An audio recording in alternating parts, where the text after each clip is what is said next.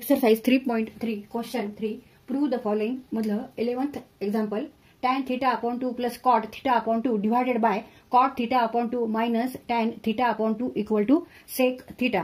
तर आपल्याला प्रूव्ह करायचं आहे LHS side equal to RHS side. LHS side आपण सॉल्व्ह करून घेऊ आणि it is equal to RHS हे प्रूव्ह करू.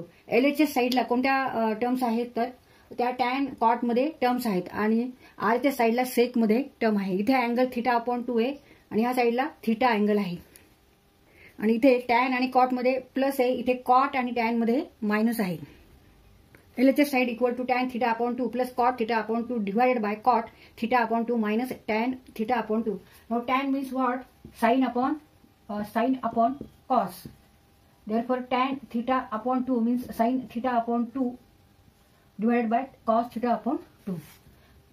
Now put here tan theta equal to sin theta upon 2 divided by cos theta upon 2 plus cot theta upon 2.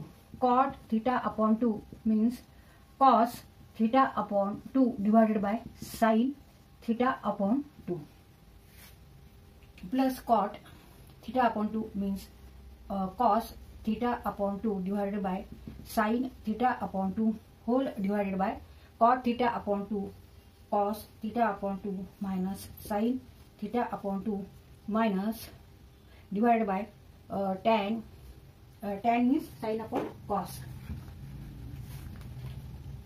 Sin theta upon 2 divided by cos theta upon 2. आता इथे आपण addition करून घेऊ आणि ते subtraction करून घेऊ. Now take first cross multiplication and then add.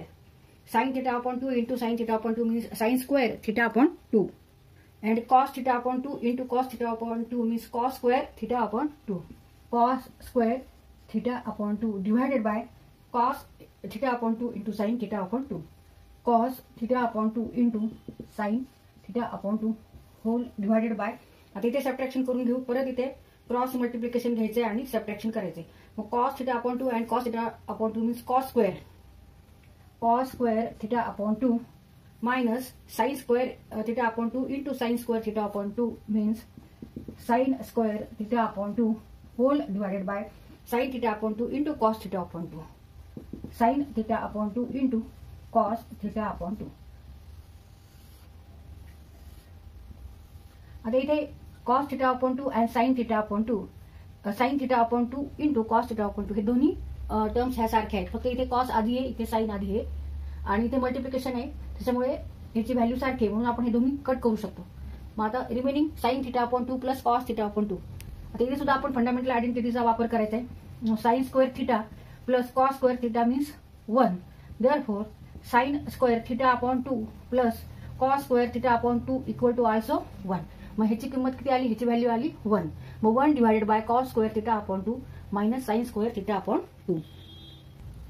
1 upon cos square theta upon 2 minus sine square theta upon 2. आता इथे आपल्याला डबल अँगलचे ट्रिग्नोमेट्रिक फंक्शन्स ऑफ कोसाइन फंक्शनचं cos 2 theta means cos square theta minus sine square theta इथे याचा उपयोग होणार आहे. Now replace 2 theta by theta and theta by theta upon 2. मग इथे ह्या फॉर्म्युल्यामध्ये आपल्याला रिप्लेस करायचे. म्हणजे त्याच्याऐवजी काय घ्यायचे? 2 थिटा हा डबल अँगल, ह्याच्याऐवजी जर थिटा घेतला तर इथला थिटा आपल्याला थिटा अपॉन 2 घ्यायचा आहे, त्याचा हाफ घ्यायचा आहे.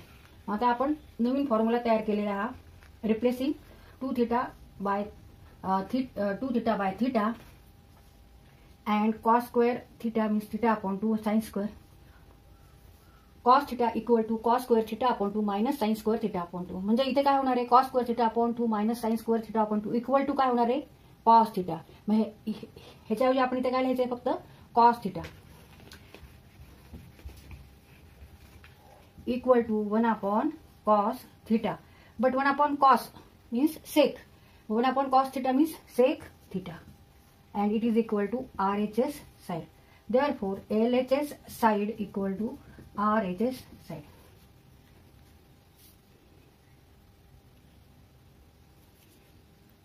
इथे आपला हा क्वेश्चन सॉल्व करून झालेला आहे.